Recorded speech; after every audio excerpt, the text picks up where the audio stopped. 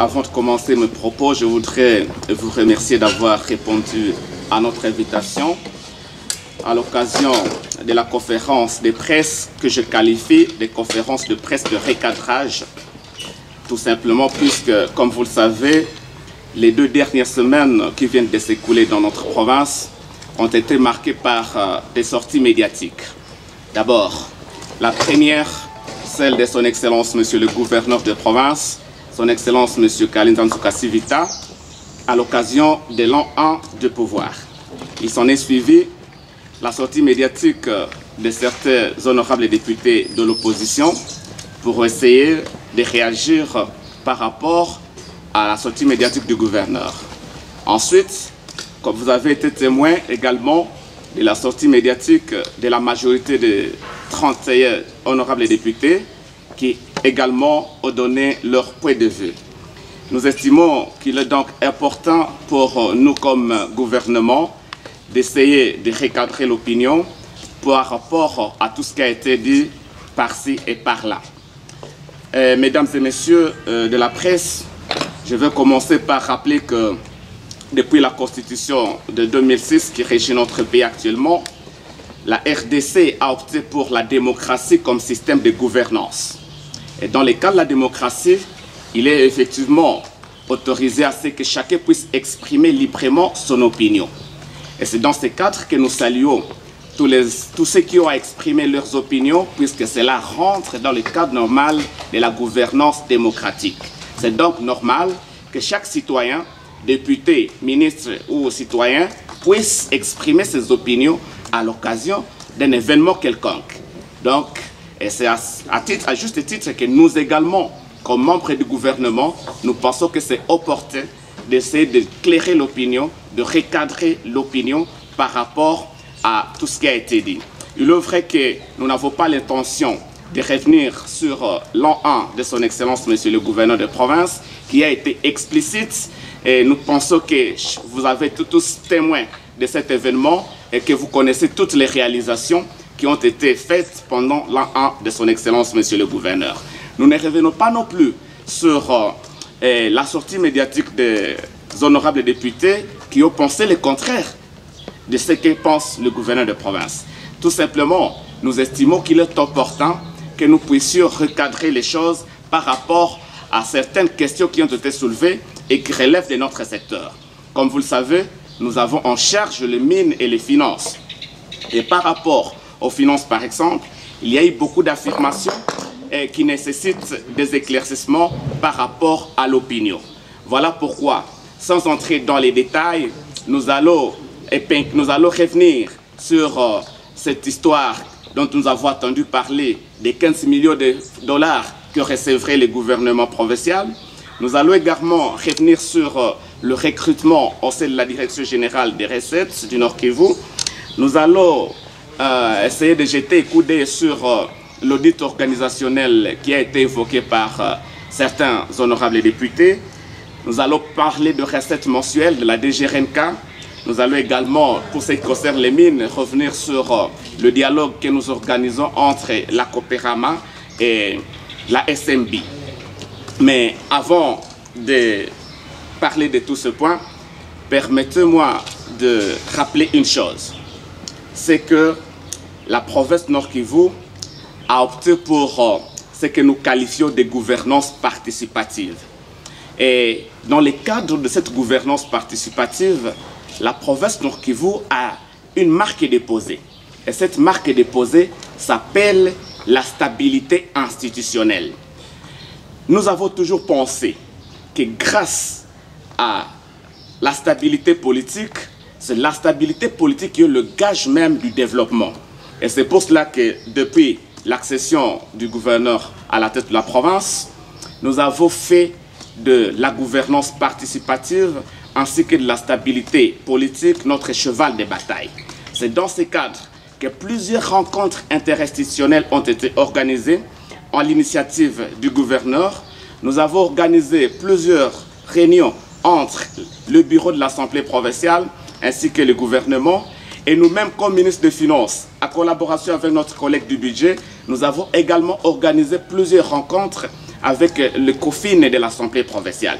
Tout ça pour faire une gouvernance participative où l'Assemblée provinciale et ce qui est le gouvernement provincial parlent le même langage. Et ça, c'est notre force au nord Kivu que nous devons continuer à sauvegarder pour que, ensemble, que l'Assemblée provinciale et l'exécutif provincial puissent parler le même langage, puisque nous co-dirigeons ensemble. C'est cela dont la population a besoin. Ça, c'est la première précision que je tenais à donner. La deuxième précision que je tenais à donner, c'est que la population ne doit pas être considérée comme un déversoir de mensonges. Nous, comme hommes d'État, nous, comme politiciens, nous devons respect à la population. Comme vous le savez, c'est la population qui est le peuple souverain. C'est la population qui a élu les députés provinciaux et les députés provinciaux ont élu les gouverneurs. Ils ont également voté notre plan d'action, nous ont investi comme gouvernement. Voilà pourquoi nous devons donc beaucoup de respect à la population et c'est pour cela que nous devons toujours dire la vérité à cette population si nous la respectons. Et c'est pour effectivement cette raison de dire la vérité à la population que nous avons tenu à nous exprimer cet après-midi pour essayer de recadrer l'opinion par rapport à tout ce qui a été déclaré. Et je vais commencer par cette première question qui a défrayé la chronique. C'est la question sur les recettes de la province que recevrait la province. Et une partie des élus provinciaux ont estimé que le gouverneur de province recevrait 15 millions de dollars depuis le début de son exercice au pouvoir. Ici, je voudrais dire que ce chiffre relève de l'imaginaire de ces députés. Et ce n'est pas digne en principe pour un homme d'État d'affirmer des propos sans soubassement. Moi, comme ministre des Finances, ainsi que mon collègue du budget et d'ailleurs l'ensemble des membres du gouvernement, nous savons avec exactitude que la province actuellement, et le gouverneur l'a dit, chaque mois produit à principe avant la pandémie de Covid-19 autour d'une moyenne de 1 million de dollars effectivement. Mais depuis que nous traversons la pandémie de Covid-19, il n'était secret pour personne qu'il n'est pas possible pour la province de réaliser 1 million de dollars. Et comme vous le savez, en rapport avec l'état d'urgence qui a été décrété par son Excellence, Monsieur le Président de la République, nous avons perdu une grande partie de nos recettes. Vous n'avez qu'à voir le secteur du tourisme, le secteur de l'hôtellerie, le secteur du transport. Vous savez que nous étions bénéficiaires de beaucoup de recettes à l'aéroport, par exemple, pour ce qui concerne les passagers. Nous avions beaucoup de recettes sur les ports, pour ce qui concerne le transport des passagers et des biens vers la province de Sud-Kivu. Mais toutes ces recettes sont tombées dans l'eau. Pour ce qui concerne le transport, pour ce qui concerne le tourisme, comme je l'ai dit, l'hôtellerie, vous-même vous fréquentez les hôtels sont fermés. Nous avions une grande partie des recettes, effectivement, qui aussi interviennent dans le cadre de la consommation. Et à partir du moment où les hôtels sont presque fermés, à partir du moment où les restaurants, les débits de boissons sont fermés, donc même les taxes de consommation ont subi un coup dur. Ce qui fait que, par rapport au contexte actuel, lorsqu'on est vraiment intellectuel d'une de ces noms, chaque réflexion doit tenir compte du contexte. Voilà pourquoi je dément catégoriquement les propos des élus qui ont affirmé que le gouverneur aurait détourné avec son gouvernement 15 millions de dollars, puisque nous n'avons jamais eu ce montant-là. Et quelle est la justification qu'ils donnent? Ils disent que la province, effectivement, comme DGRNK, générait donc 1 million de dollars le mois. C'était valable avant Covid-19. Et ils allaient que le pouvoir central rétrocéderait 3 millions de dollars, aurait rétrocédé 3 millions de dollars. Ça encore, c'est de l'imagination. Ce n'est pas un secret, le gouverneur l'a dit, rien que pour l'année 2020, nous n'avons reçu que la rétrocession à 3 reprises. Et ce n'est pas un secret puisque le gouvernement reçoit la rétrocession au même moment que l'Assemblée provinciale. C'est toutes les fois que l'Assemblée provinciale reçoit la rétrocession, le gouvernement aussi reçoit la rétrocession. Inutile d'entrer dans les chiffres, mais je peux vous jurer que nous n'avons même pas atteint 1 million de dollars pour ce qui concerne les rétrocessions du pouvoir central. Ça, c'était important à souligner pour qu'on cesse de distraire l'opinion. Le gouvernement provincial n'a jamais reçu 15 millions de dollars comme l'ont prétendu certains élus. Et je l'ai dit, nous sommes membres de la commission ECOFIN et que nous travaillons souvent ensemble avec l'ECOFIN de l'Assemblée provinciale. Et pendant ces réunions, nous exhibons tous les chiffres et nous mettons tous les chiffres à la disposition des honorables députés. Ça, c'était une précision, détail à laquelle je devais revenir pour qu'on puisse cesser de mentir à la population. Maintenant, prenons même l'hypothèse où ça devait être vrai. Même si la province aurait reçu 15 millions de dollars, si nous divisons 15 millions de dollars par 12 mois, cela signifie que la province aurait eu 1 million, plus ou moins 1 million 200. Est-ce qu'une province d'autant de millions d'habitants peut vivre seulement avec 1 million 200 de dollars? C'est même ridicule, effectivement. C'est ridicule. Lorsque nous prenons les tableaux des charges de la province, vous allez constater que les charges de la province sont nettement supérieures aux recettes actuellement recouvrées. Et ça, nous l'avons découvert arrivé immédiatement au gouvernement. Et c'est ce qui a dicté la volonté de l'autorité provinciale et de nous-mêmes de faire les réformes au sein de la DGRNK. Puisque nous étions conscients qu'avec les recettes actuellement mobilisées et celles qui sont rétrocédées, on ne peut pas diriger une province comme le Nord Kivu avec ces maigres recettes. Et c'est pour cela que l'autorité provinciale a initié des réformes au sein de la DGRNK pour faire de la DGRNK l'outil principal de la maximisation des recettes. Et les rêves que nous nous sommes fixés, c'était d'avoir au moins 2 millions de dollars le mois en termes de recettes propres. Nous avons toujours pensé au niveau du gouvernement que la décentralisation ne sera une réalité que lorsque les provinces seront capables de mobiliser leurs recettes propres. Ce qui fait qu'une province qui se respecte ne devrait plus compter sur les rétrocessions uniquement. Il faut compter sur les recettes propres pour que la décentralisation soit une réalité dans notre pays. Et voilà pourquoi le gouverneur de province et nous-mêmes avons entrepris donc les réformes au sein de la DGRNK. Et ces réformes ont consisté d'abord à rendre la DGRNK un outil qui est plus proche des contribuables. Et c'est donc ce cadre que nous avons subdivisé la DGRNK à 2 pôles, notamment le pôle nord et le pôle sud, dans le cadre de la fiscalité de proximité. Voilà, mesdames et messieurs, ce que je pouvais dire par rapport au montant qui a été avancé et de manière imaginaire par certains de nos élus auxquels j'ai effectivement beaucoup de respect. Alors, je vais revenir également à ce qui concerne les recrutements au sein de la DGRNK. Nous avons suivi certaines personnes dire que l'autorité provinciale aurait recruté des mineurs au sein de la DGRNK et pire encore, des gens qui porteraient son nom. Et là aussi, je veux dire que c'est du pire mensonge. Et la population ne mérite pas ce genre de mensonges. Pourquoi d'abord mensonge? Puisque les mêmes personnes ont affirmé que la commission d'affectation, parfois ils parlent même d'arrêter, serait cachée. Maintenant, faut-il être magicien pour révéler quelque chose qui est déjà caché? Comment peut-on prétendre connaître quelque chose et puis affirmer que c'est caché? Donc, je voudrais réaffirmer ici que l'autorité provinciale n'a jamais recruté de mineurs au sein de la DGRNK. Néanmoins, je reconnais qu'il y a seulement 2 personnes qui portent son nom. Et là aussi, pour ceux qui connaissent la typonymie africaine, ou alors Nan, il faut que je le dise, avoir le même nom ne signifie pas être de la même famille. Je vais prendre un cas concret. Le conseil du gouverneur s'appelle Matofali. Et nous avons un député provincial qui s'appelle Matofali. Est-ce qu'on peut conclure par là que le conseil du gouverneur est frère à l'honorable, par exemple, Matofali? Ce n'était qu'un exemple. Moi, je m'appelle Kamouha, mais je connais beaucoup de Kamouha dans cette république. Et tous les Kamouha ne sont pas de ma famille. Et on peut citer autant. Certains d'entre vous sont homonymes à beaucoup de gens. L'homonymie, c'est du mot français. Donc, avoir 1 ou 2 Kassivita au sein de la DGRNK n'est pas forcément dire que ce sont les membres de sa famille. Et là où c'est très mauvais, c'est lorsqu'on affirme que ce serait des mineurs. Et moi, l'unique, par exemple, Kassivita que je connais, elle est licenciée. Et je ne vois pas dans ce pays, est licenciée avoir 15 ans ou 12 ans comme on a prétendu, on a voulu le dire.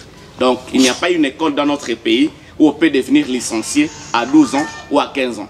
Ça n'existe pas. Et voilà, pour nous qui sommes hommes d'État, nous devons avoir la culture de dire la vérité à ceux qui nous donnent le pouvoir, donc la population.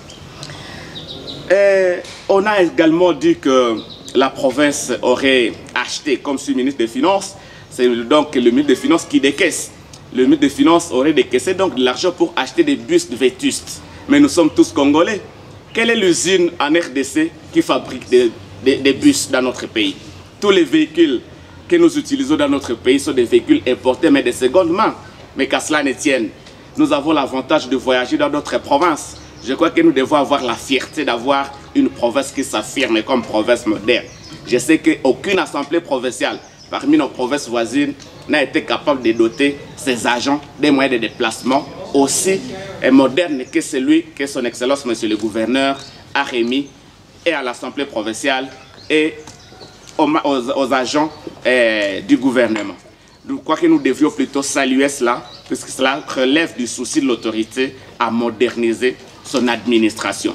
En tout cas, que ce soit au Sud Kivu, au Maniema, à Chopo ou à Ituri, je ne connais pas une seule province qui a été capable de faire ça.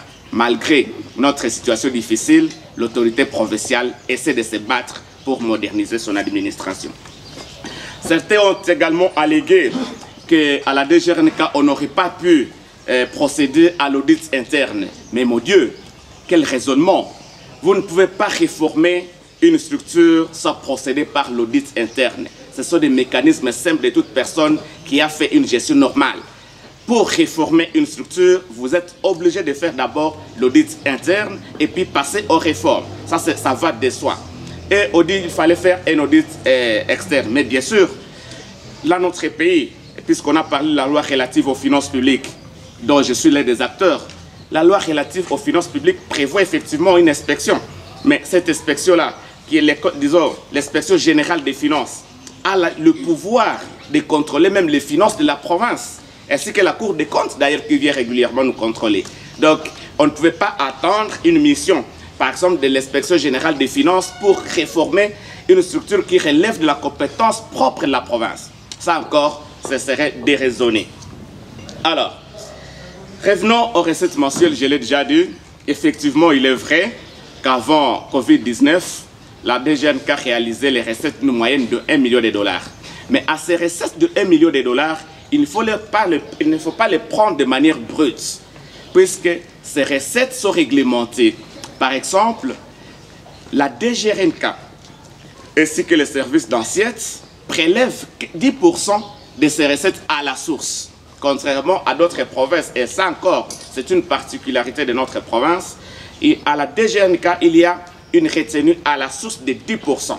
Et à part les 10% de ces recettes retenues à la source, pour les comptes de la DGRNK et des services d'assiette, il y a également 5% qui sont retenus à la source pour le compte de la dotation en imprimé de valeur. Puisque s'il n'y a pas d'imprimé de valeur, on ne peut pas percevoir les recettes de l'État. Et voilà pourquoi il a été institué que les 5% soient reversés pour le compte de l'acquisition des imprimés de valeur. Si vous faites les calculs simples, donc même lorsque la DGNK aurait réalisé 1 million de dollars, les 1 million de dollars ne sont pas gérés par le gouverneur de province.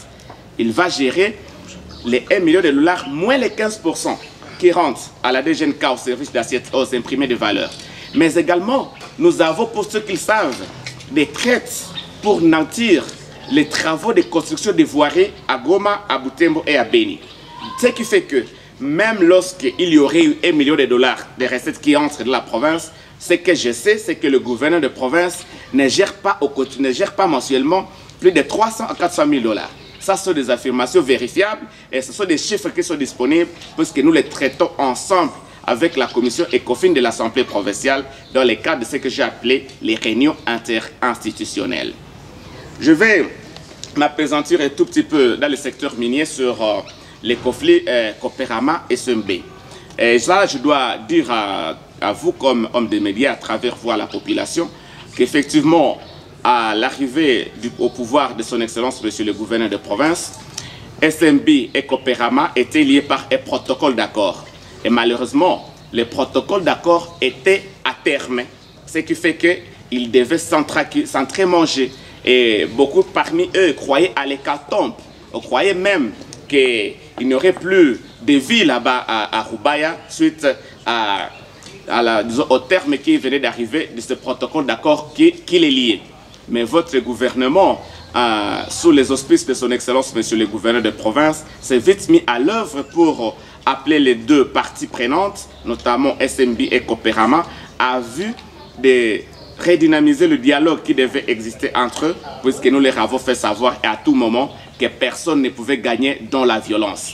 C'est dans ensemble qu'ils devaient travailler pour privilégier toujours la cohabitation pacifique, gage de leur développement.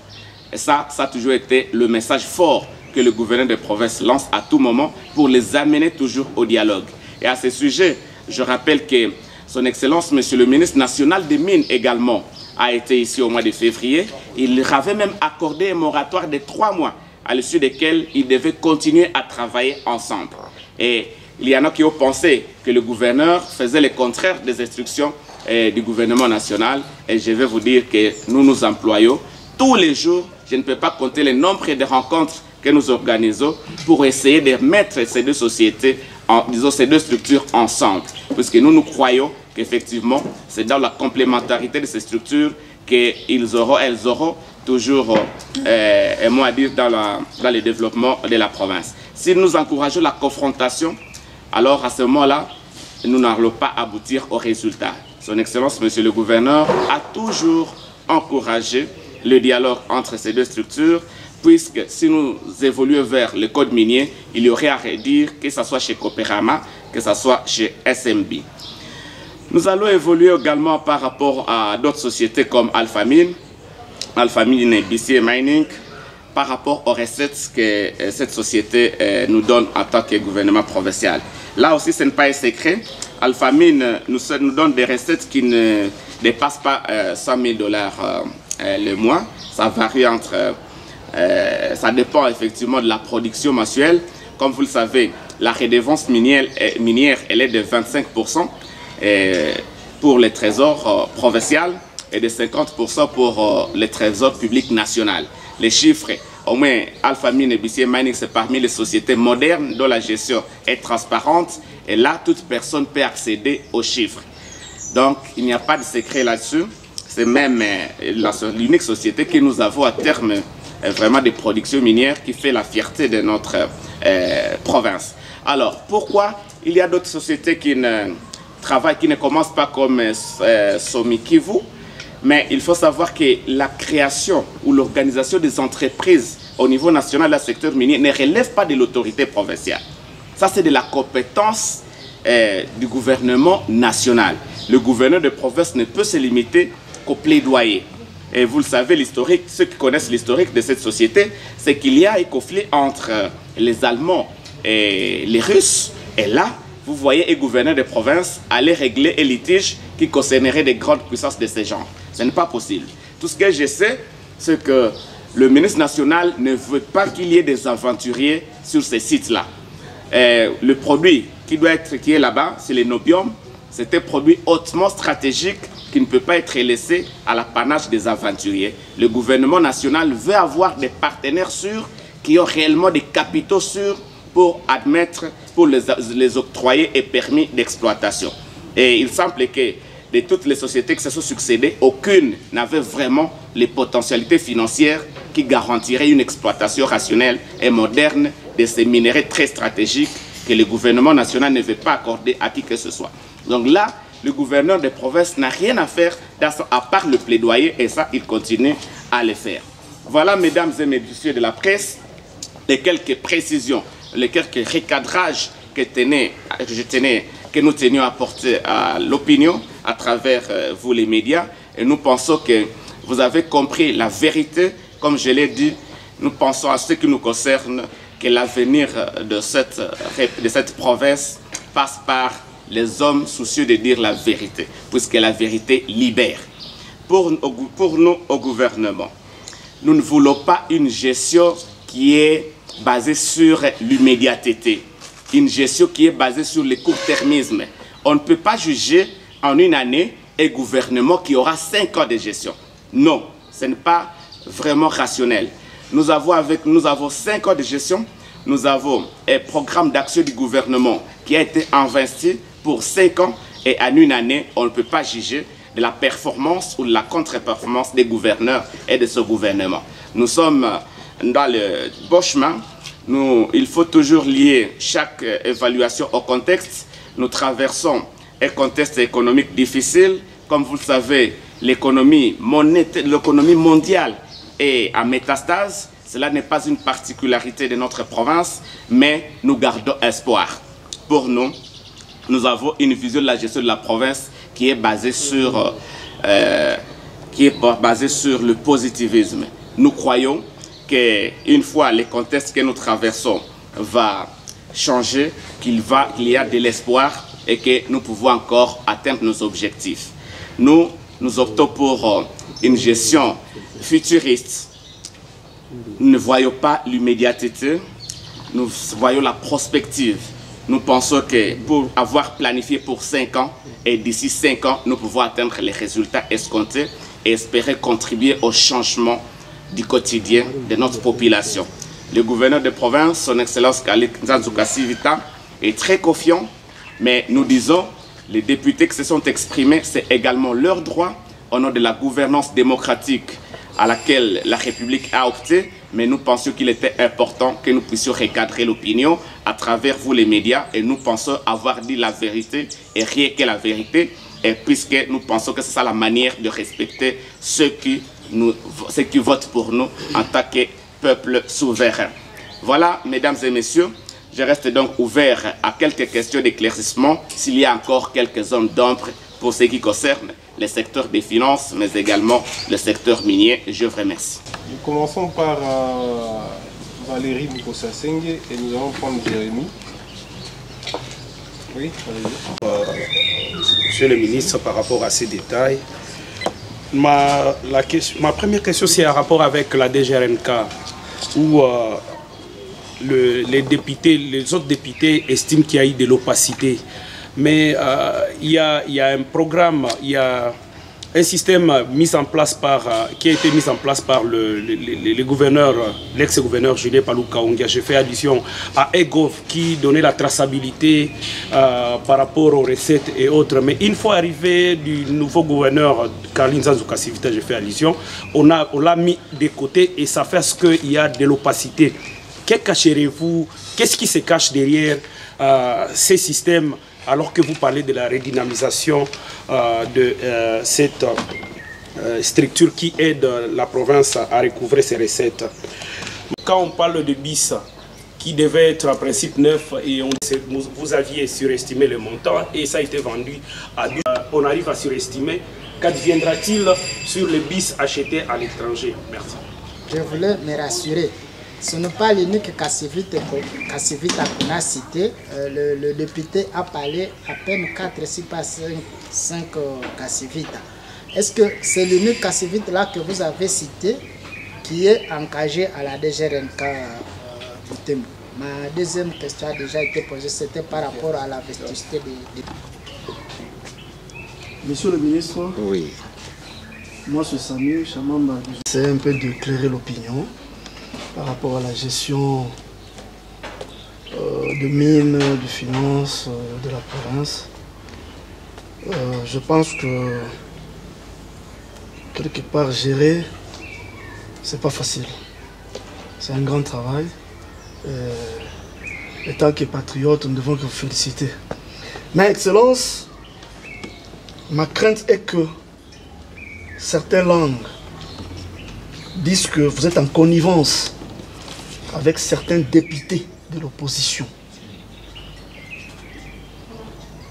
Je le dis pourquoi? Parce que dans ces députés, il y a aussi vos frères de la même colline où vous avez grandi. Soit, je peux citer entre guillemets Matofali, quelque chose de toi. Récemment, il y a eu 2 députés qui sont venus vous voir à votre bureau pour essayer de faciliter l'extraction de minerais à 10 000 $. On dirait que Matofali est venu vous voir. Le minerai appartient à un opérateur économique de la place. Peut-être je me réserve les noms. Vous êtes au courant, Excellence, Monsieur le ministre. Vous pensez que cette telle pratique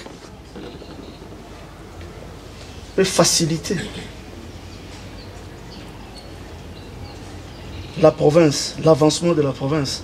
Parce que la vision du gouverneur est de lutter contre toutes ces petites bêtises de fraude, tout ça. Dites-nous la vérité, Excellence. Qu'est-ce que vous manigancez toujours avec le député Matofali? Merci. Merci.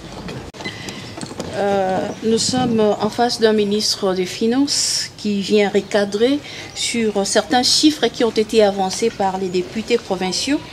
Excellence, vous parlez de 1 million de dollars avant la Covid, mais c'est combien après la Covid-19?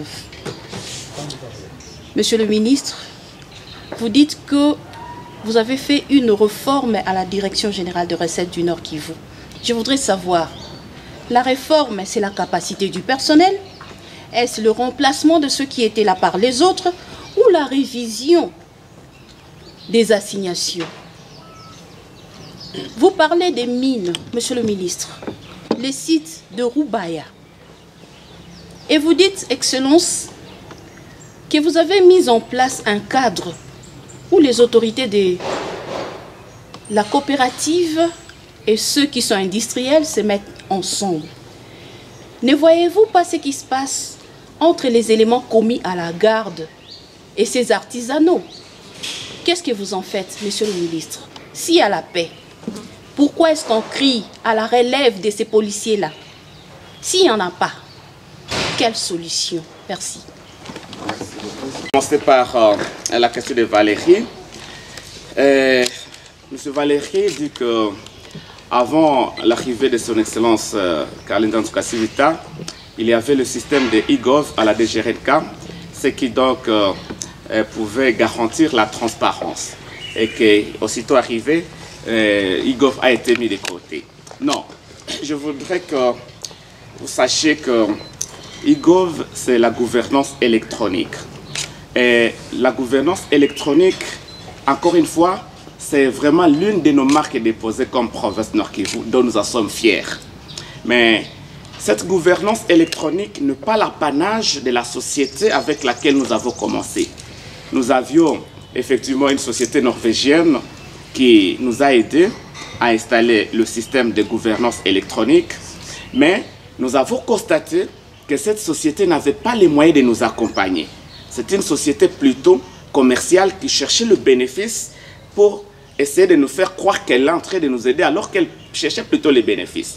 Et c'est comme ça qu'au lieu de privilégier la gouvernance électronique qui nous est amenée par l'étranger, parfois qui ne cadrait pas avec les contextes de notre pays, nous avons préféré une gouvernance électronique made in RDC.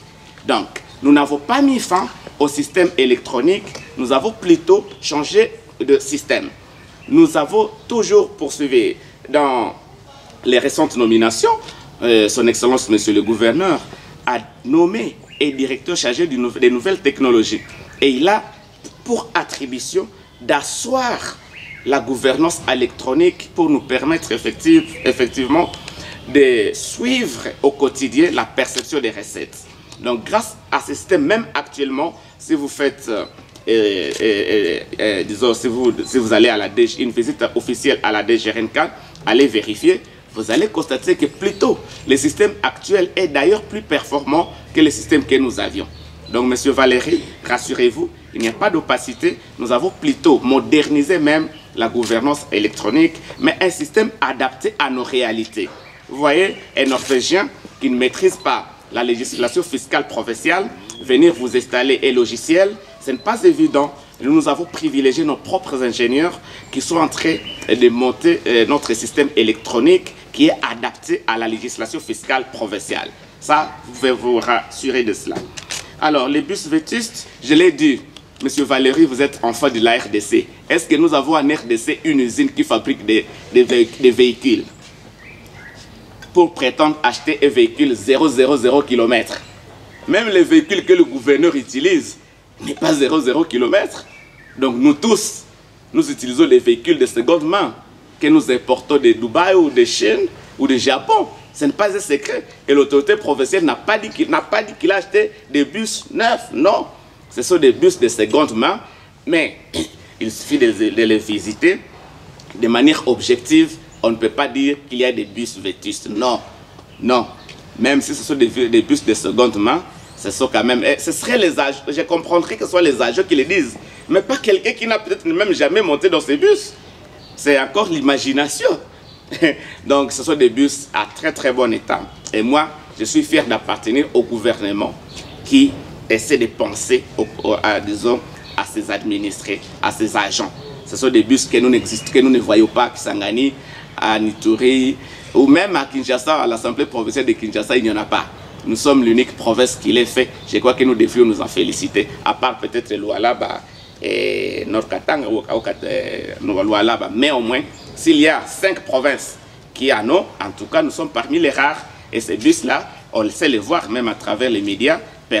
Personne ne peut dire que ce sont des bus vétustes.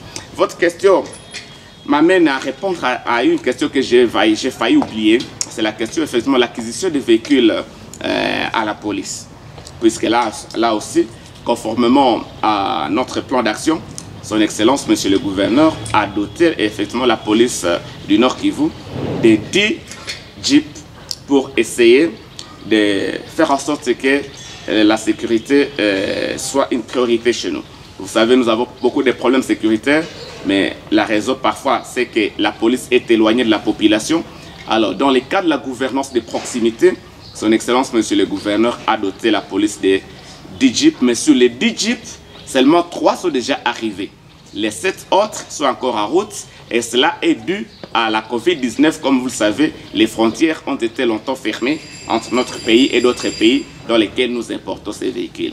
Donc, dire qu'on a acheté 10, mais on n'a livré que 3, et que cela serait déjà un détournement, je crois qu'il y a de la mauvaise foi. Comme si on ne vivait pas sur Terre, nous sommes tous dans le contexte de Covid, nous savons que cela ne peut pas arriver lorsqu'on fait la commande. La commande, c'est lui qui, les fournisseurs livrent au compte-gouttes, et c'est là effectivement le contexte que nous traversons. Alors, M. Jérémy a voulu savoir si sur les 5 Cassivita qui ont été cités, il n'y a que celle dont j'ai parlé. Non, je vais réaffirmer qu'il y a 2 Cassivita. Pas 5. Il y a 2 Cassivita à la DGRNK, mais j'ai dit que conformément à la typonymie congolaise, être Cassivita ne signifie pas être forcément familier de son Excellence, Monsieur le Gouverneur. J'ai donné un exemple. J'ai dit que le conseil du gouverneur s'appelle Matofali, mais qu'il n'est pas frère à l'honorable Matofali. Et je connais beaucoup de Mukosasenge. Je ne suis pas sûr que vous êtes familier à tous les Mukosasenge que je connais. Ce n'est pas évident. Monsieur Jérémy, je connais beaucoup de Valérie, vous n'avez pas cité les postes et noms, mais je ne pense pas que vous soyez le seul ou la seule personne à porter ces noms-là. Il y a 2 Cassivita, il n'y a aucun mineur Cassivita à la DGRNK, mais rien ne dit que ce sont des familiers de son Excellence, Monsieur le Gouverneur. Mais également, et ça il faut qu'on le dise clairement, il n'y a aucune loi qui interdit à un gouverneur de province d'avoir un frère de famille dans son service. Aucune loi ne l'interdit. Ça doit aussi être clair. Il n'y a aucune loi qui dit que si David Kamouha devient gouverneur, il n'a pas le droit de nommer Kamouha à ses côtés. Ça n'existe pas. En tout cas, dans aucune république de ce monde, une loi qui interdit à l'autorité de nommer un membre de famille s'il est compétent. Mais j'ai dit que ceux qui sont à la DGNK, ce sont à 2, et il n'y a rien qui indique que ce sont les familiers du gouverneur. Monsieur Chami, je vais finir par votre question parce que vous allez m'aider vous allez la répéter. Je n'ai vraiment pas rien compris de ça. Je vais sauter d'abord chez Marie-Noël pour que vous éclairissiez correctement. Marie-Noël posait la question de savoir, avant Covid, c'est 1 million de dollars et après Covid, c'est combien? C'est ça la question, si j'ai bien compris. Même avant Covid, on ne dit pas forcément 1 million de dollars. Les recettes de la DGRNK, comme de toutes les autres régies, ne sont pas linéaires. Les recettes sont toujours sinusoïdales. Les recettes sont tributaires de l'évolution de la situation macroéconomique d'une entité. Lorsque la situation macroéconomique va mieux, la fiscalité suit automatiquement. Lorsque ça va mal, la fiscalité suit automatiquement. Peut-être qu'il y a des moments où on a réalisé même plus de millions. Il y a des moments où on a réalisé peut-être 800 000, mais aujourd'hui, nous ne dépassons pas 500 000 facilement à cause de la situation que nous connaissons. Et je vous ai dit, les points de recettes qui ne produisent plus, notamment l'aéroport, à terme de passagers, comme vous le savez, le port, nous avons perdu beaucoup de taxes de consommation, beaucoup de taxes relatives aux produits vivriers, conformément à l'ordonnance du chef de l'État. Mais il n'y a pas de secret. Il suffit d'aller à la DGRNK pour avoir tous les chiffres de manière exacte. Alors, les réformes, c'est quoi? Je crois que j'ai parlé des réformes. J'ai dit que les réformes, c'est la DGRNK consistait à avoir une fiscalité de proximité. Quels étaient les constats? Puisque moi-même, je suis un ancien de la DGRNK. Je savais que les agents de la DGRNK à l'intérieur du pays, même ceux des services d'assiette, sont souvent comme des électrons libres. D'autant plus qu'ils sont éloignés de la haute direction, qui est la direction générale. Et voilà pourquoi le gouverneur de province et nous-mêmes, nous avons pensé qu'il fallait rapprocher les administrés de l'administration fiscale. Et c'est dans cette optique que nous avons pris deux pôles. Le pôle nord, qui est dirigé par un directeur général, le pôle sud, dirigé également par un directeur général. Cela permet à ce qu'il y ait un suivi plus proche des agents, aussi bien de la DGRNK que des services d'assiette, pour le pousser au travail à vue d'avoir le résultat. Et malheureusement, avec les contextes de Covid, on ne sait pas effectivement mobiliser ces agents autour de l'idéal de la maximisation des recettes. Mais c'est ça les réformes dont nous avons parlé. Mais il y a également, ce que je n'avais pas parlé, heureusement Valérie l'a dit, c'est la poursuite même de la gouvernance électronique au sein de la DGRNK. Et j'ai dit que là, nous avons privilégié une gouvernance électronique made in Congolais, où nous-mêmes, nous gérons nos propres serveurs. Pour ce que se faisait avant, c'était nos amis européens qui devaient gérer nos données. Or, les finances publiques, c'était un outil de souveraineté. Il n'était pas normal qu'on puisse laisser des données stratégiques. Alors, la gestion d'un expat, d'un étranger, là, ce serait vendre notre propre souveraineté. C'est pour cela que ça s'appelle finance publique. Partout où il y a public, comprenez qu'il y a de la souveraineté dedans. Et voilà pourquoi nous avons pensé qu'il faut confier ça à nos propres techniciens pour asseoir une gouvernance électronique qui nous appartient nous-mêmes. À ce moment-là, nous avons la souveraineté sur ces données, nous avons la maîtrise et nous-mêmes, nous savons ce que nous pouvons en faire. Roubaïa, ce qui se passe entre les éléments de garde et les artisanaux, je l'ai dit dans la dernière réunion que nous avons tenue sur la réunion de la commission chargée de suivi des activités minières, nous avons dit que Roubaïa n'est plus un petit village. Roubaïa est aujourd'hui une grande cité. C'est une entité administrative qui est administrée.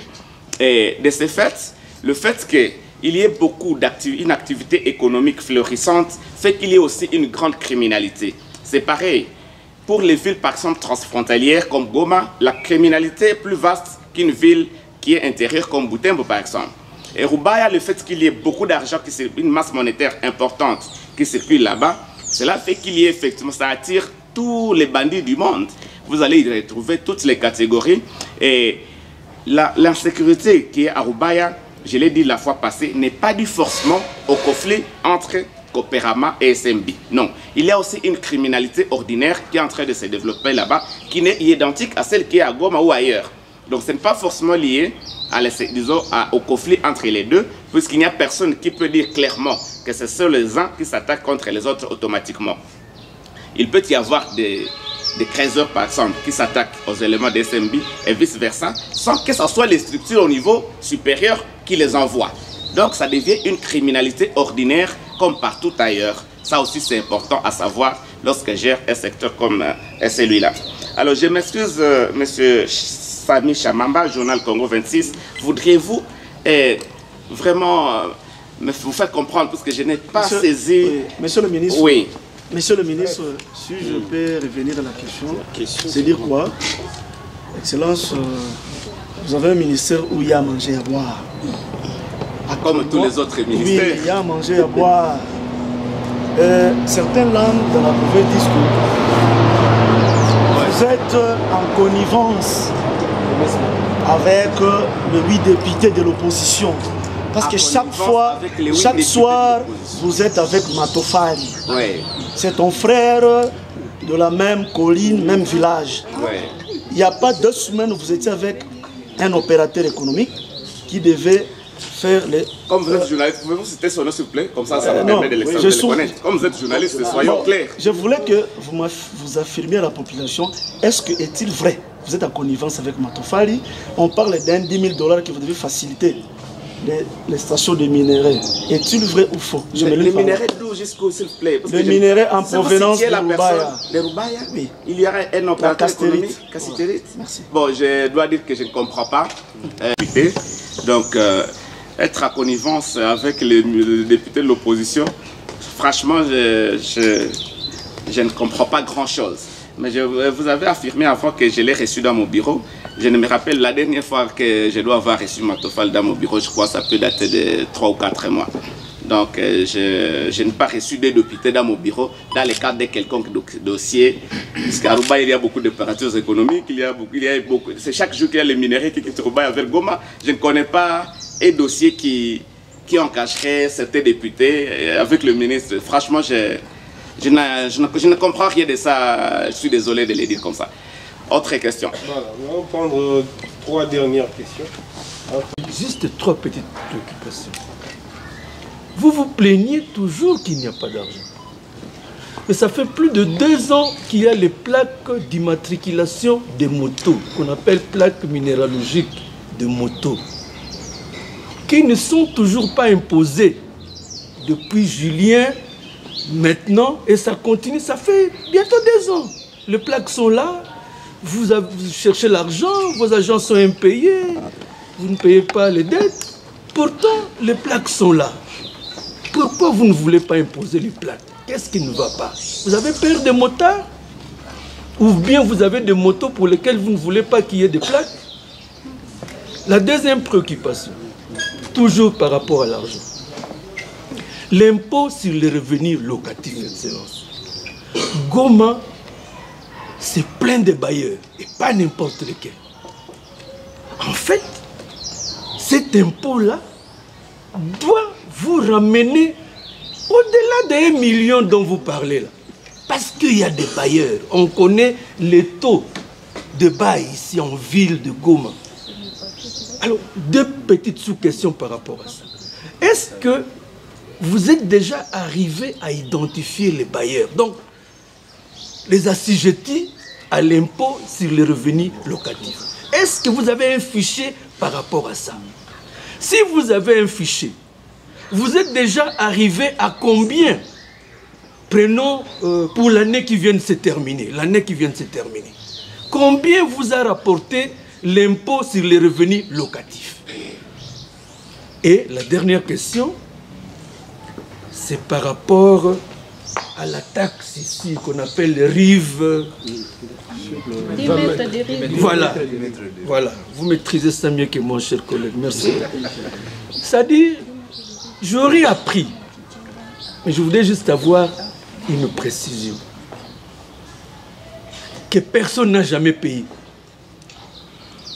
Depuis l'édit de l'Assemblée, jusqu'à aujourd'hui, semble-t-il, aucun occupant de là-bas a payé. Bon, s'ils ont payé, parce que je peux ne pas avoir la bonne information, ils payent combien par occupant? Celui qui est au bord là, il paye combien? Et j'ai oublié une question, c'est par rapport au BIS. Vous avez parlé des BIS. C'est une société que vous avez constituée avec un privé. C'est combien le capital de cette société? C'est combien? Et à quand la désignation des animateurs de cette société-là? Parce que jusque-là, on dit, on a vu des BIS rouler, mais on ne sait pas qui est chef de quoi là-bas, qui est qui. Bon, voilà. Merci. J'ai 3 petites préoccupations. La première, c'est un rapport avec Roubaix. Pourquoi vous prenez avec légèreté la question de Roubaix? C'est depuis le gouverneur Julien que cette situation semble dégénérer.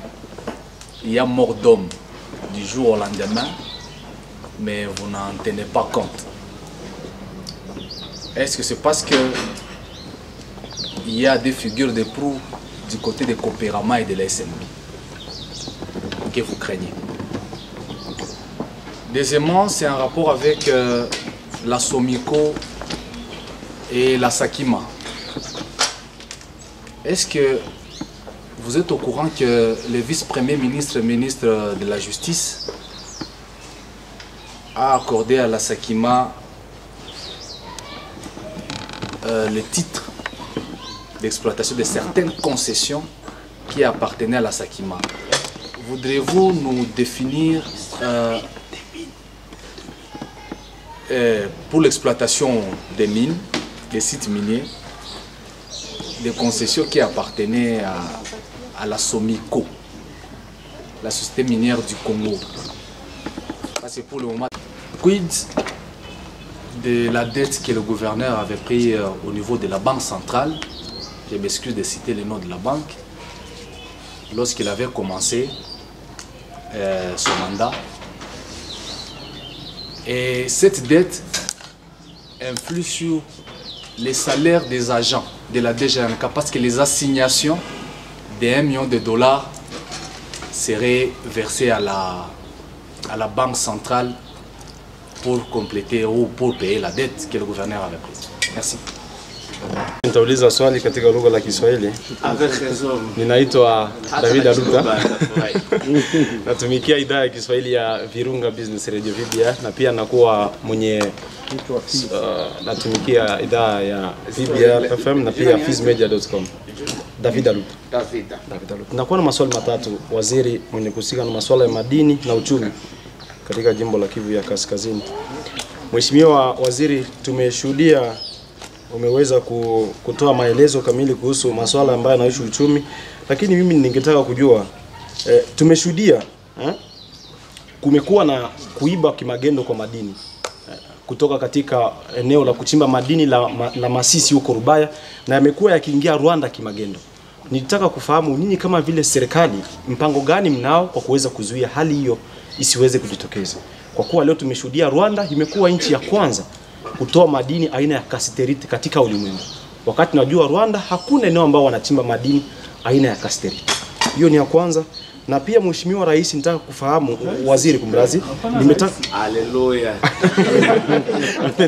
Mheshimiwa Waziri, nitaka utuelezee tulitaka kufahamu kumekuwa habari ama fununu ambazo zinasema kwamba nyinyi na serikali yenu, nyinyi watu wa upande wa wingi au majorite, mmekuwa mkiuza wabunge kutoka upinzani kwa takriban pesa $200 peke yake.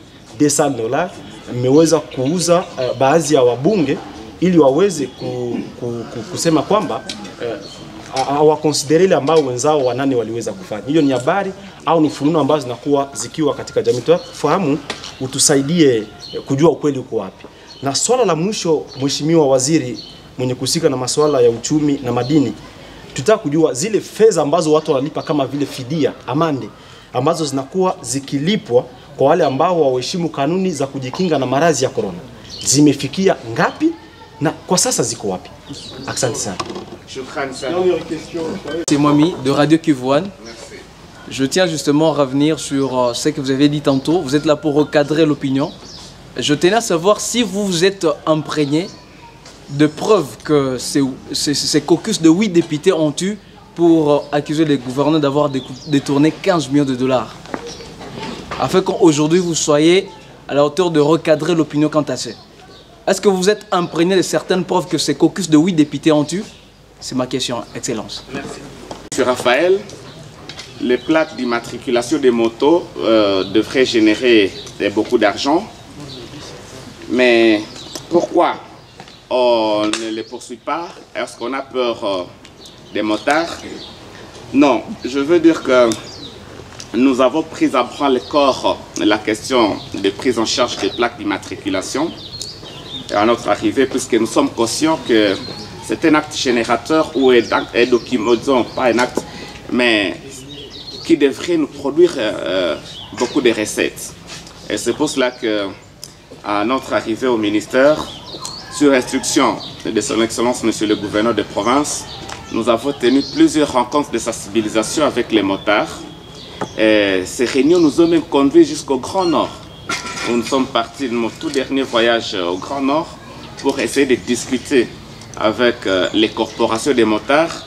Et nous devons dire que nous avons sensiblement évolué avec les motards qui ont marqué leur accord pour commencer à payer cette plaque d'immatriculation. Comme je l'ai dit, il ne faut pas voir les changements dans les court-termismes, dans les hiketnungismes. Le changement, c'était processus. Des motards qui n'étaient pas habitués à acheter cet outil d'identification il n'est pas automatique de les faire changer de manière automatique. C'est tout un processus. Mais je dois dire que nous étions déjà tellement dans les bois, nous étions avancés et nous avions déjà vendu un grand nombre de plats comme jamais auparavant d'ailleurs. Et nous étions la situation de Covid-19, je sais qu'il n'y aurait plus une seule moto qui circulerait sans plaque d'immatriculation, puisque nous-mêmes nous avions signé une note circulaire dans laquelle nous interdisions la circulation des motos. D'ailleurs, c'était en collaboration avec mon collègue des transports. Nous avons signé conjointement une note circulaire dans laquelle nous interdisions la circulation des motos sans plaque d'immatriculation. Mais nous avions accordé un moratoire de 3 mois et ça a été négocié avec les différentes corporations. Donc, nous n'avons pas négligé cet aspect. Nous savons que c'est très important, mais c'est la situation actuelle où on ne sait pas réunir par exemple plus de 20 personnes. Vous voyez, même vous, et j'aurais bien voulu être avec 50 journalistes, mais on ne sait pas puisqu'on doit respecter les mesures barrières. On ne sait pas aujourd'hui les appeler dans une réunion pour les sensibiliser davantage, mais les contextes, donc cela est lié au contexte de Covid-19. Mais rassurez-vous, en tout cas, nous nous y employons et nous y avons mis toutes nos énergies. Et si vous participez, nous avons peut-être commis l'erreur de ne pas associer suffisamment les délégués de médias dans nos réunions avec ces gens-là.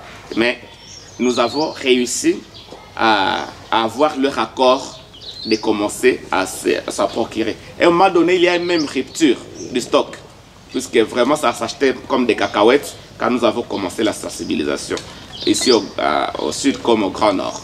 Donc, c'est une question bien connue et que nous prenons en charge. Alors,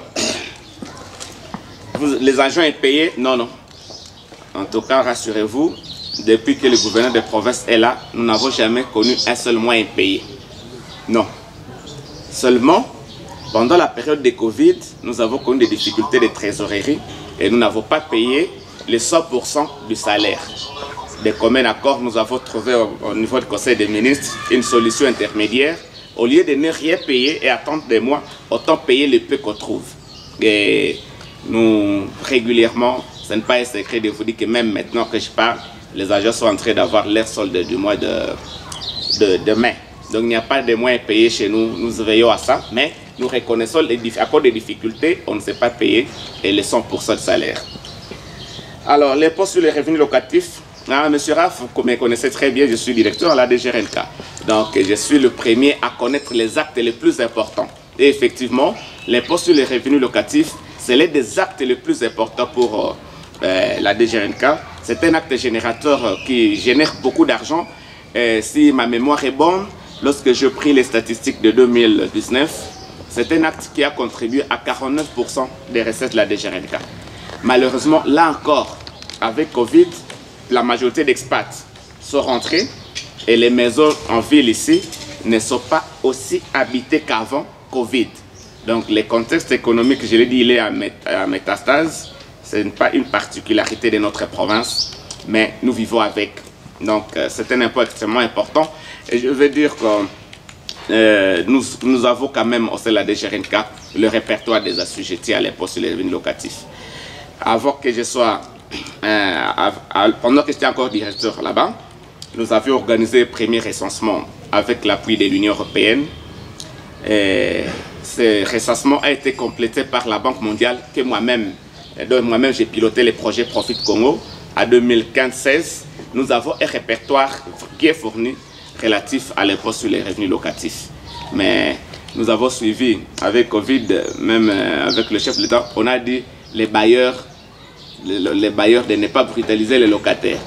Même nous, à la fiscalité, nous ne savons pas brutaliser les gens qui n'ont pas encore payé. C'est lié au contexte.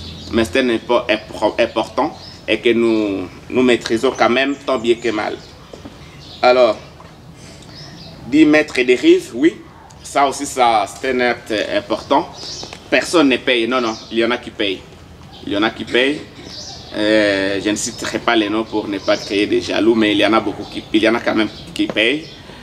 Tout ce que je sais, c'est que même il y avait déjà une procédure contentieuse par rapport à la majorité des habitants des 10 mètres et des rives. Pour dire que la procédure fiscale, elle a été suivie par la DGRNK, mais elle est aujourd'hui aveilleuse à cause du contexte. mais c'est suivi. Alors au pays combien, les montants varient selon la largeur de la parcelle. Il y a, il y a entre 1000 et 1200 pour une certaine longueur. Donc les montants varient, je ne l'ai pas à tête, mais je sais que ça varie selon la longueur de la parcelle occupée. Les bus, le capital, la société provinciale de transport que nous sommes en train de mettre en place, il faut d'abord commencer par la vision que nous avons. Quand vous circulez en RDC, nous présentons une image très négative quand vous voyez des personnes aller sur des véhicules qui sont plutôt destinés au transport des marchandises. Je vais citer par exemple les Fousseaux. Et ça, c'est partout dans toutes les provinces. Vous voyez les gens monter sur des véhicules qui sont plutôt destinés au transport des marchandises. Et c'est une très très mauvaise image que le gouverneur de province ainsi que son gouvernement voudrait voir changer. Et nous avions l'ambition d'être l'unique province où nous ne voulons plus voir une personne dans un véhicule transportant des marchandises. Puisque d'abord ces véhicules ne sont pas assurés pour transporter les personnes. Ce qui fait que lorsqu'il y a accident, on ne peut pas faire leur prise en charge puisqu'ils ne sont pas assurés. Et nous voulions avoir un Nord Kivu où plus personne ne monte sur les véhicules destinés à transporter des marchandises. C'est la vision que nous avons. Nous voulions avoir un Nord Kivu où nous ne voulons pas voir 3 personnes sur des motos, comme nous les voyons souvent, les gens qui partent à Massissi, à Kiwanja, partout là-bas. Vous voyez que même 4 personnes sur la moto. Ça, c'est une image de pauvreté que nous ne voulions pas voir. Et c'est comme ça que l'autorité provinciale, avec le gouvernement, ont estimé nécessaire et opportun de créer la société provinciale de transport.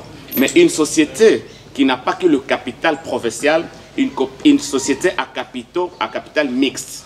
À ce moment-là, nous faisons appel aux particuliers, aux privés, pour s'associer avec la province, pour qu'ensemble, dans le cadre du partenariat public-privé, nous puissions arriver à cette vision-là de modernité dont je parle. Une province où plus personne ne monte dans un véhicule qui doit transporter les marchandises. Une province où 4 personnes ne devraient plus monter sur la moto. C'est ça l'objectif que nous avions en créant la société provinciale de transport. Alors le capital est à combien? C'est une société qui est encore en est la constitution. On continue toujours à attendre les apports des autres associés. Donc à ce stade, c'est trop tôt pour moi de vous dire si le capital est de combien.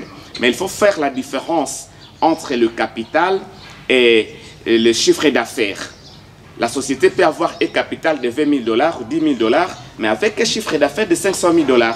Ça, je parle pour ceux qui connaissent les droits des sociétés, comment ça se passe. Donc c'est trop tôt pour moi, M. Raff, de répondre à la question. Mais au stade actuel, en attendant les apports des autres, le capital est de 20 000 $. Comme projet, puisque ce n'est pas encore opérationnel, puisque nous attendons effectivement la réunion de l'Assemblée générale de ceux qui veulent apporter leur part pour déterminer la personne ou l'associé majoritaire qui va procéder à la nomination du gérant. Ça se passe comme ça. C'est l'associé majoritaire qui a le pouvoir ou l'Assemblée générale de désigner les gérants. C'est ce que nous attendons. Je ne suis pas habilité à le dire à la population, mais le gouverneur de province a pris un contact fructueux avec un opérateur économique de la place qui a promis également d'intégrer la société, cette fois-ci là, avec des bus neufs, 00 km, 9 bus neufs, pour venir renforcer les charrois qui existent déjà. Donc on attend encore les apports pour que nous soyons capables de dire le capital de la société provinciale de transport. Alors, M. Dacruz, vous dites, nous prenons avec légèreté la question de l'Ubaya. Non, mon frère Dacruz, elle n'est pas aussi facile que vous le croyez. Ça, c'est une question qui a fait l'objet de plusieurs réunions, aussi bien du Conseil des ministres que du Conseil provincial de sécurité et même des réunions au niveau national. Une question de cette nature ne peut pas être prise avec légèreté. Non. Nous, on ne dort pas à cause de cette question-là. C'est tous les jours que nous sommes sur la question. Et je vous ai dit que nous privilégions un dialogue constructif entre ces gens-là. Puisque nous leur disons toujours que ce soit SMB ou Copérama, qu'ils ont tous intérêt à privilégier la paix entre eux.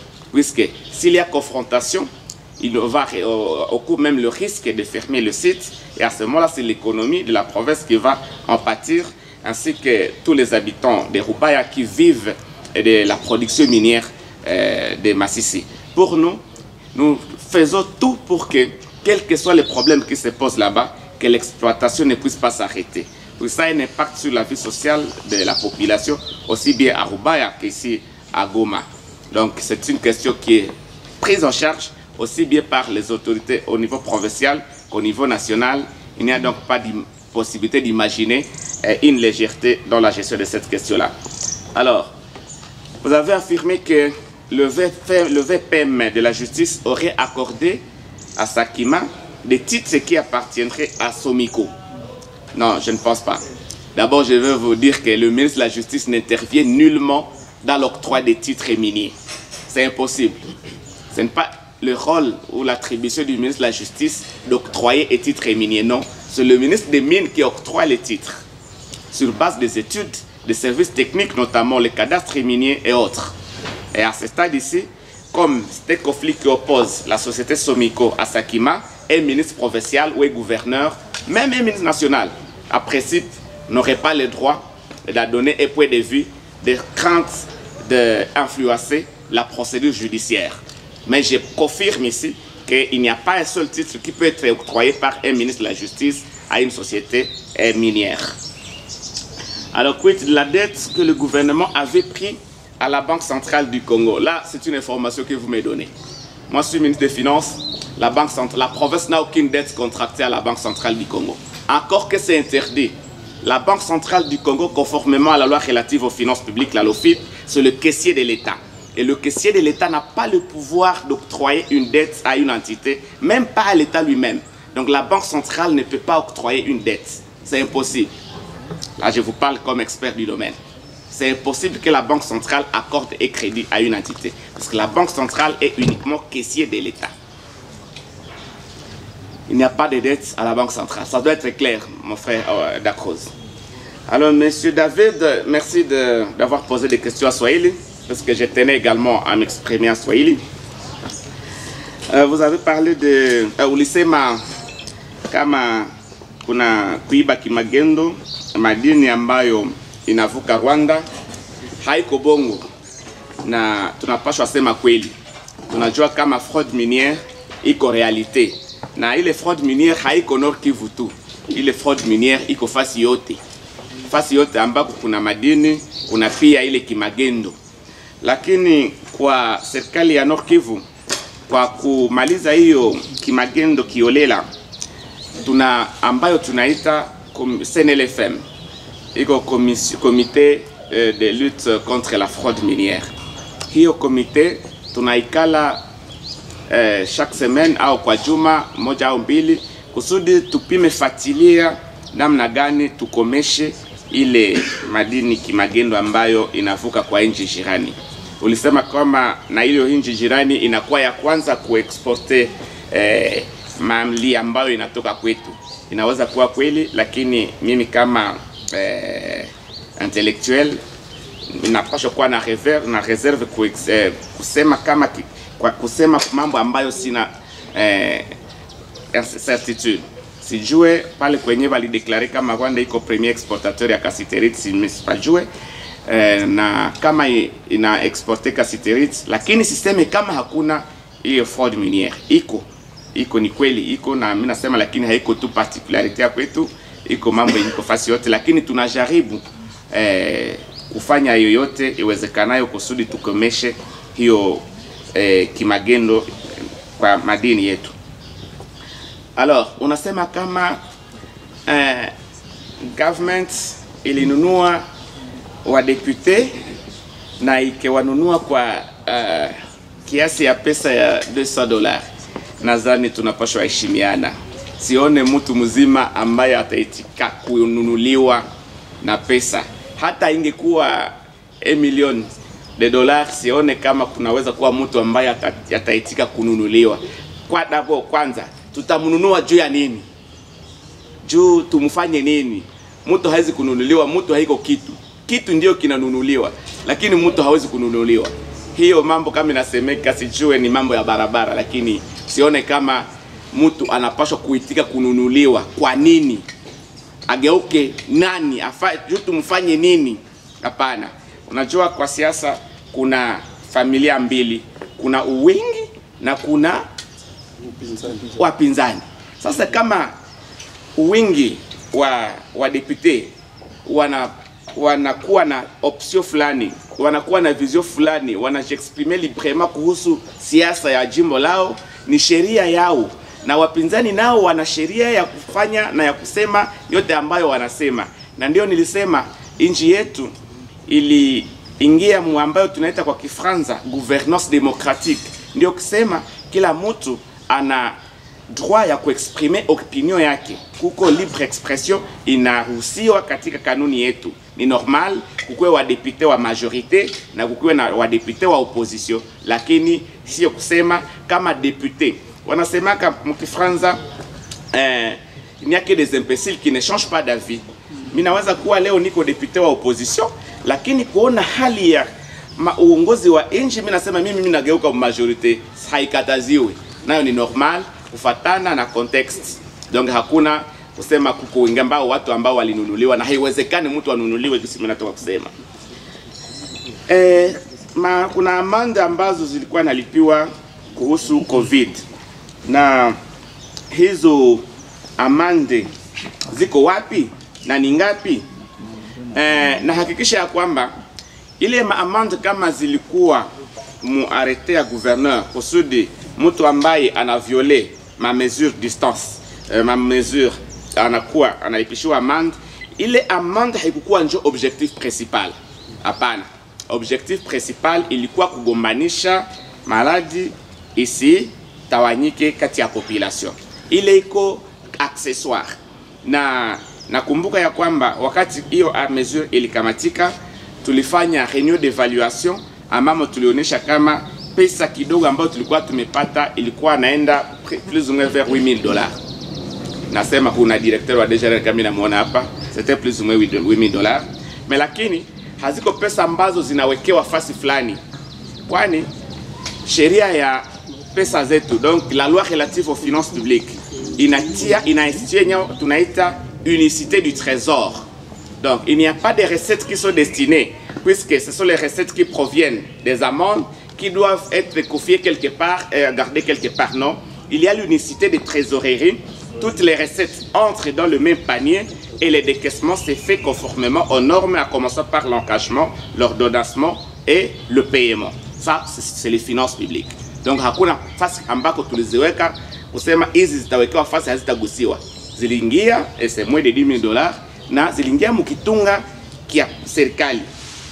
Ndio réponse ile. Alors, ulasema kama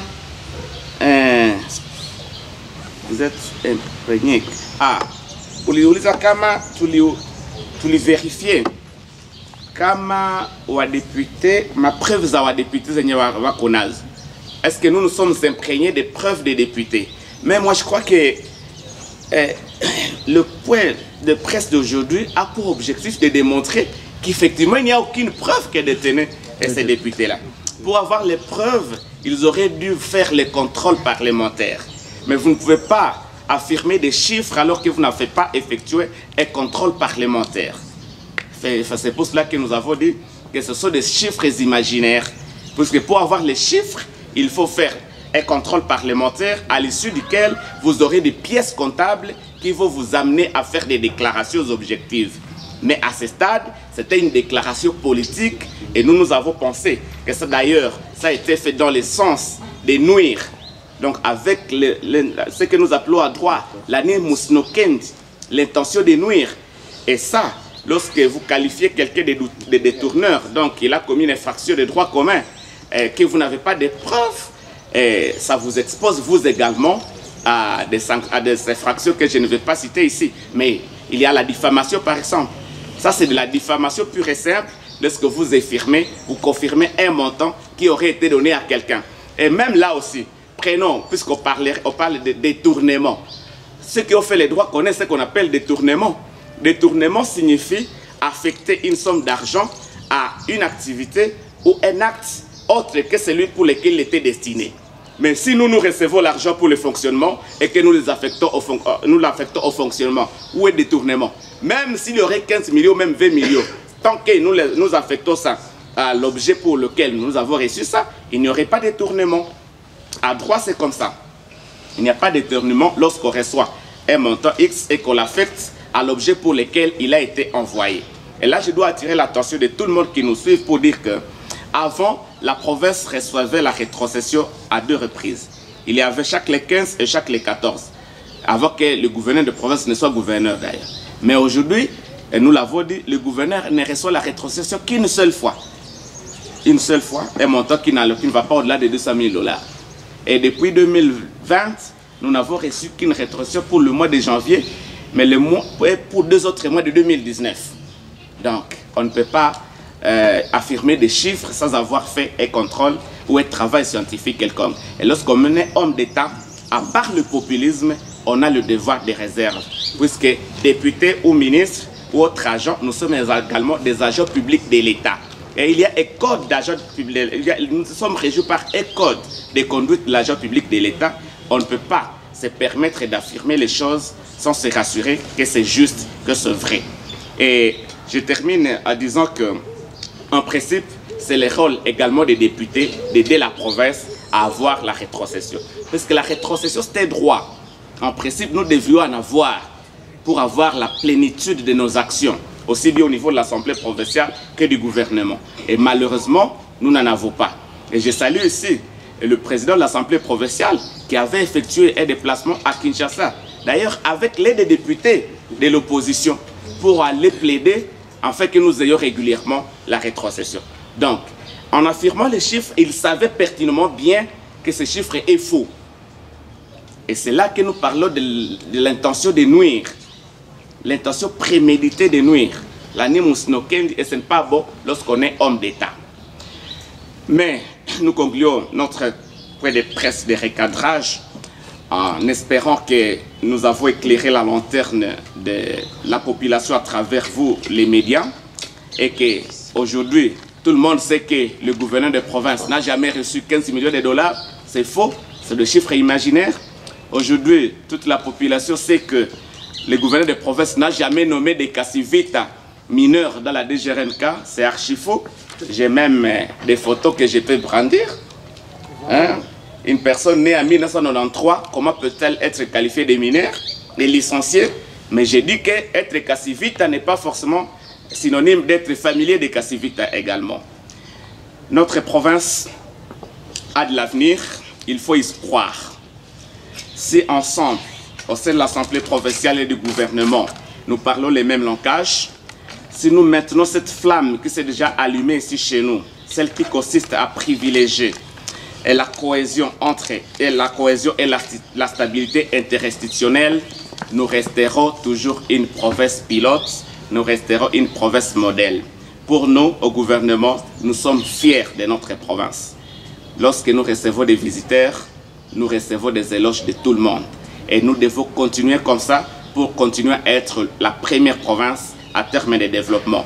Nous y croyons et nous pensons que nous devons en faire une vision collective du futur pour que nous tous, nous disions notre Nord Kivu doit toujours avoir la place dans les concerts des autres provinces. Et cela dépend de la manière dont nous nous comportons, aussi bien collectivement qu'individuellement. Et les médias, et nous les politiques, et toute la population, nous devons apprendre à parler le même langage, mais également à travailler dans la cohésion pour maintenir ce que j'ai appelé notre marque déposée, qui est la cohésion et la stabilité politique. Ceux qui ont osé le contraire en ont payé le prix.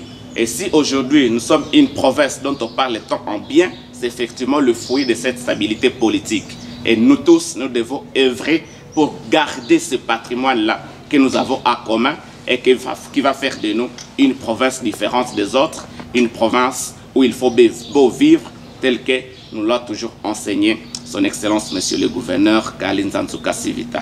C'est avec ces mots d'espoir que je vous remercie infiniment pour avoir accepté de venir communier avec nous à cette occasion de la conférence de presse de recadrage qui a permis d'éclairer la lanterne de nos concitoyens. Et je vous remercie. Merci, Excellence, pour et bien sûr à l'intérieur. Prendre votre synthèse en Swahili et probablement aussi en Kinande ou en Kinyanga. Voilà. Kisi nilisema tulipenda tufanye hii conférence de presse kusudi tuéclairer opinion ya wakazi wetu wa Nord Kivu. Tulifata une année ya gouvernance ya gouverneur wetu Kalinza Kasivita, alisema yote ambayo gouvernement ilifanya, na baada ya pale tukipata wadepute wadogo wa upinzani ambao walihakikisha mambo ambayo haina mapreuve, na ndio maana tuliorganize hii conférence de presse ya recadrage kusudi population yetu yote ujue ukweli, na tulisema ya kwamba nchi yetu imeamua kufanya udemokrasia, na juu ya udemokrasia kila mtu ana droit, ana sheria ya kusema ambayo anapenda, manake liberté d'expression, lakini haturuhusiwe kudanganya raia, haturuhusiwe kudanganya population. Kwa nini? Kwa nini population ndio wanachagua wadepute na wadepute wanachagua gouverneur, wadepute wana investir gouvernement? Manake raia ndio source ya pouvoir ambayo tuko nayo, na kama tunaheshimia ile raia lazima tusidanganye, tusikonsidere raia kama poubelle, kama deversoir ya uongo. Tunapaswa kuheshimia raia, na njoo ya kuheshimia raia ndio maana gouvernement ilipenda irecadrer opinion kuambia ukweli. Na ukweli ni nini? Ukweli ni kwamba government ya Nord Kivu hayapataka 15 millions de dollars hata siku moja.